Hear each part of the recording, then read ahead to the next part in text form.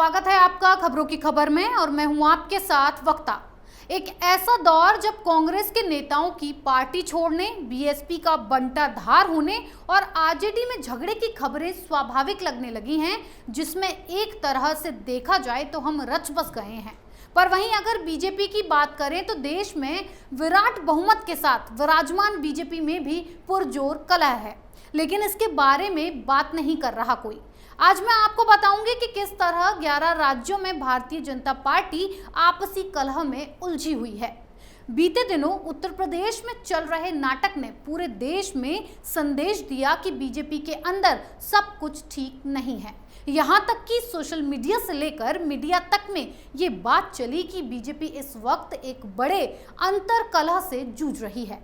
इस बात को दबाने की, छुपाने की खूब कोशिश की गई, पर हुआ कुछ भी नहीं। बाद में योगी आदित्यनाथ मुद्दे को ठंडा करने के लिए दिल्ली गए और उन्होंने वहां गृह मंत्री अमित शाह, प्रधानमंत्री नरेंद्र मोदी और बीजेपी के राष्ट्रीय अध्यक्ष जेपी नड्डा से मुलाकात की और लखनऊ वापस चले आए, जिसके बाद ये मुद्दा शांत हो गया। पर उत्तर प्रदेश में अब नया बवाल शुरू हो गया है। अभी तक सिर्फ यही चर्चा थी कि केंद्रीय नेतृत्व और प्रदेश के मुख्यमंत्री योगी आदित्यनाथ के बीच कलह और मतभेद है, लेकिन अब जो नया बवाल सामने आया है उसमें ये बात सामने आ रही है कि केशव प्रसाद मौर्य, जो इस वक्त बीजेपी सरकार में उप मुख्यमंत्री हैं, वो चाहते हैं कि प्रदेश में असम मॉडल पर चुनाव हो, यानी बिना किसी मुख्यमंत्री चेहरे के चुनाव हो और चुनाव के बाद ही विधानमंडल ये फैसला ले ले कि उत्तर प्रदेश का अगला मुख्यमंत्री कौन होगा। दरअसल 2017 का विधानसभा चुनाव भी इसी मॉडल पर हुआ था। तब यही कयास लगाए जा रहे थे कि अगर सूबे में जीतती है सरकार तो केशव प्रसाद मौर्य को ही मुख्यमंत्री बनाया जाएगा, लेकिन ऐसा हुआ नहीं और एन मौके पर योगी आदित्यनाथ को मुख्यमंत्री पद की शपथ दिला दी गई। अब जो खबरें बीजेपी के अंदर से निकल कर आ रही हैं, उससे तो यही लग रहा है कि 2022 का विधानसभा चुनाव योगी के चेहरे पर ही लड़ा जाएगा।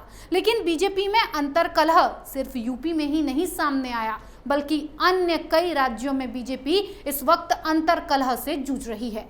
ये अंतर कलह कहां है और क्यों है, ये भी आपको समझाएंगे।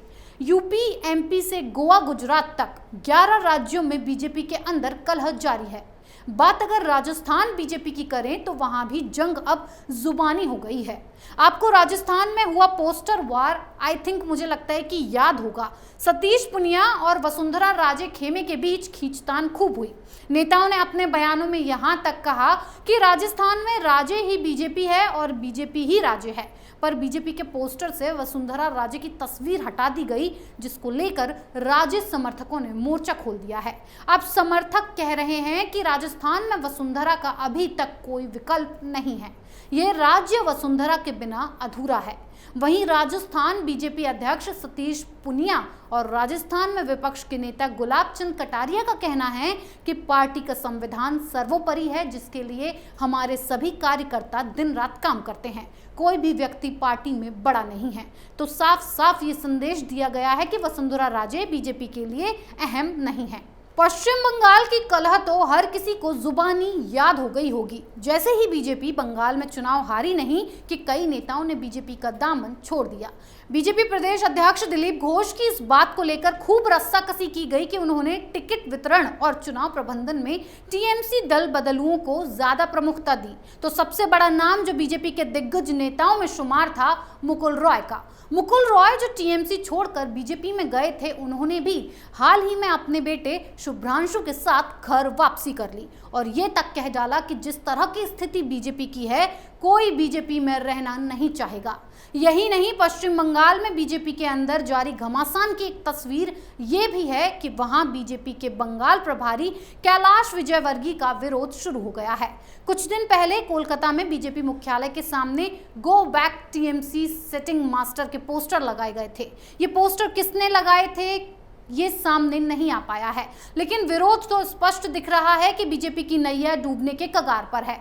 वहीं पश्चिम बंगाल में भारतीय जनता पार्टी को झटका देने के बाद अब तृणमूल कांग्रेस त्रिपुरा में बीजेपी के बागियों को पार्टी में शामिल करने का प्रयास कर रही है। और इसकी जिम्मेदारी किसको दी गई है? इसकी जिम्मेदारी भाजपा छोड़कर घर वापसी करने वाले मुकुल रॉय को दी गई है। त्रिपुरा में भी सीएम बिप्लब देब से उनकी ही पार्टी के नेता नाखुश हैं। कुछ विधायकों ने दिल्ली पहुंचकर सीएम के खिलाफ आवाज भी उठाई। उसी का नतीजा रहा कि त्रिपुरा में चल रहे असंतोष को शांत कराने की जिम्मेदारी पार्टी महासचिव बीएल संतोष को सौंपी गई। पार्टी में बगावत की आशंका के चलते संतोष कुछ दिन पहले त्रिपुरा दौरे पर गए थे। 2017 में कांग्रेस से भाजपा में शामिल हुए सुदीप रॉय बर्मन त्रिपुरा में मुख्यमंत्री बिप्लब देब को चुनौती दे रहे हैं। तो वहीं कर्नाटक में येदियुरप्पा मुख्यमंत्री हैं, लेकिन अब वहां नेतृत्व परिवर्तन की सुगबुगाहट तेज हो गई है। बीजेपी के महासचिव अरुण सिंह फिलहाल नेतृत्व परिवर्तन में बदलाव से इनकार कर रहे हैं, लेकिन येदियुरप्पा को पता है कि आने वाले समय में कर्नाटक में नेतृत्व परिवर्तन होना तय है। लेकिन बीजेपी को भी पता है कि येदियुरप्पा एक जिद्दी नेता हैं और इतनी जल्दी, इतनी आसानी से वो नेतृत्व परिवर्तन की बात नहीं स्वीकार करेंगे। बीजेपी जानती है कि कर्नाटक में उसका अस्तित्व येदियुरप्पा के नाम से ही है।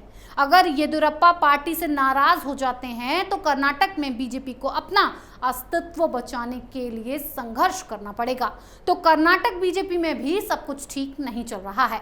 मध्य प्रदेश में भी शिवराज सिंह चौहान की सरकार इस वक्त डर के साए में जी रही है कि कब सत्ता परिवर्तन हो जाए, कुछ कहा नहीं जा सकता। दरअसल 2018 के विधानसभा चुनाव में मध्य प्रदेश में शिवराज सिंह चौहान के नेतृत्व में भारतीय जनता पार्टी चुनाव हार गई थी और कांग्रेस पार्टी की सरकार बन गई थी। लेकिन कांग्रेस की सरकार ज्यादा दिनों तक टिक नहीं पाई, क्योंकि कमलनाथ और ज्योतिरादित्य सिंधिया के बीच खींचातानी इतनी हो गई थी कि ज्योतिरादित्य सिंधिया ने अपने विधायकों के साथ पार्टी छोड़ दी और बीजेपी में शामिल हो गए।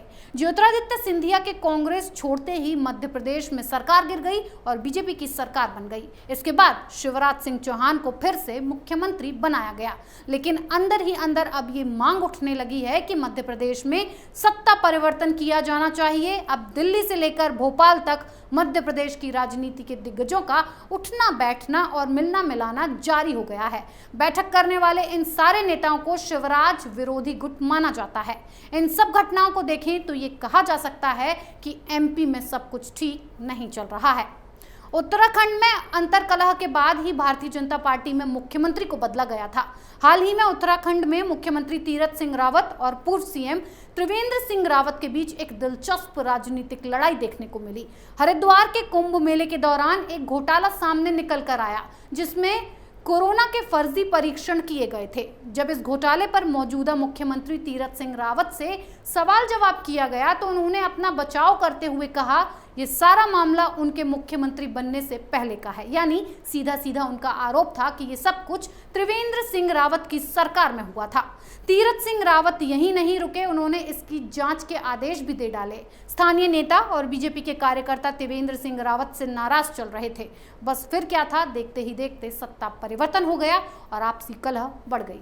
गुजरात से भी कुछ ऐसी ही खबरें सामने आ रही हैं। राजनीतिक गलियारे में चर्चा है कि इन दिनों गुजरात में बीजेपी के प्रदेश अध्यक्ष सीआर पाटिल और प्रदेश के मुख्यमंत्री विजय रूपाणी के बीच सब कुछ ठीक नहीं है। दरअसल बीते दिनों प्रधानमंत्री मोदी गुजरात के दौरे पर थे और इस दौरे में विजय रूपाणी से ज्यादा सीआर पाटिल को तवज्जो दी गई, जिससे विजय रूपाणी काफी ज्यादा घबरा गए। इसके बाद मोदी ने सीआर पाटिल के साथ अलग से बैठक की और इससे रूपाणी को दूर रखा गया। इससे कहीं न कहीं ये राजनीतिक संदेश देने की कोशिश की गई कि पाटिल की मोदी तक सीधी राजनीतिक पहुंच है और मोदी का समर्थन भी उन्हें हासिल है। गोवा में मुख्यमंत्री प्रमोद सावंत और स्वास्थ्य मंत्री विश्वजीत राणे के बीच बवाल चल रहा है। ये बवाल कोरोना महामारी के दौरान से ही चल रहा है। दरअसल गोवा में 4 दिन के भीतर 75 मौतें हुई थी, जिसे लेकर गोवा सरकार पर सवाल उठे थे। लेकिन अंदर ही अंदर ये बात सामने आई थी कि ये सब कुछ इसीलिए हुआ क्योंकि राज्य के मुख्यमंत्री और स्वास्थ्य मंत्री के बीच तालमेल नहीं है। इसे लेकर उस समय जेपी नड्डा ने दोनों नेताओं से बात कर उन्हें अपने बीच के मतभेदों को भुलाकर राज्य की स्थिति नियंत्रित करने की सलाह भी दी थी। असम में इस बार बीजेपी ने अपने सिटिंग सीएम सर्बानंद सोनोवाल को दूसरा मौका न देकर हेमंत बिस्वा शर्मा को मुख्यमंत्री बनाया है। बीजेपी के लिए ये निर्णय खुद की पार्टी में कलह का कारण बना, क्योंकि हेमंत कांग्रेस छोड़कर बीजेपी में आए थे। ऐसे में अन्य राज्यों में भी बगावत करने वाले नेताओं के मुखर होने के दरवाजे खुल गए। असम में 2016 के चुनाव प्रचार में प्रधानमंत्री नरेंद्र मोदी ने स्वयं कहा था कि चुनावों के बाद असम में सर्बानंद सोनोवाल के नेतृत्व में सर्वत्र आनंद और स्वर्णमय असम होगा। लेकिन अब की बार हेमंत बिस्वा शर्मा के आगे क्या बीजेपी झुक गई? असम में भी भाजपा में गुटबाजी सतह पर आ चुकी है और विपक्षी पार्टियों को भी भारतीय जनता पार्टी में आंतरिक कलह साफ साफ दिखाई दे रही है।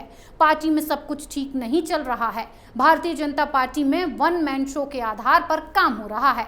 इसी वजह से पार्टी के तमाम जनप्रतिनिधि, बड़े नेता और कार्यकर्ता नाराज हैं। मामला सिर्फ अंदरूनी लड़ाई का नहीं है, कुछ राज्यों में बीजेपी का सहयोगी दलों से भी मनमुटाव है।